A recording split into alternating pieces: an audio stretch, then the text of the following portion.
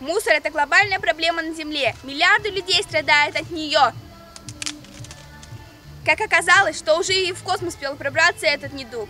О мусоре в космосе с ребятами из лагеря «Звездный» поговорил инженер-физик, доктор физико-математических наук, профессор Московского инженерно-физического института Сергей Улин. А знали ли вы, что вокруг нашей планеты летают тонны космических отходов, части ракет и спутников, отработанное топливо? Они представляют опасность как для ракет, так и для человечества на Земле. Например, ничтожная часть радиоактивного плутония попадет в атмосферу, погибнут 1 миллион людей. Космический мусор сегодня одна из самых таких животрепещущих тем. От него страдает и космическая станция международная.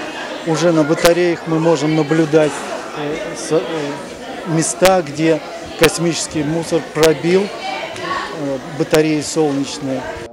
Какие модели ракет и спутников летают в космос? Как идет исследование планет? Что такое темная материя и темная энергия? Лекция космолога получилась очень интересная и познавательная, так что ребята вслушивались в каждое слово.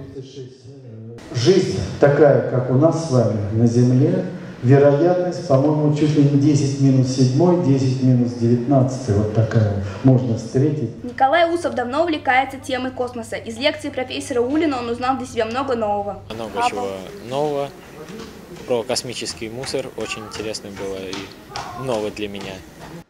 Сергею Евгеньевичу тоже понравилось работать с ребятами. Как человек, состоявшийся в профессии, он дал начинающим киношникам и телевизионщикам несколько советов. Вы должны очень серьезно, вы должны быть лучше других. Вот это самое главное. Из лекции мы поняли, что наша планета нуждается в нас так же, как мы нуждаемся в нашей планете.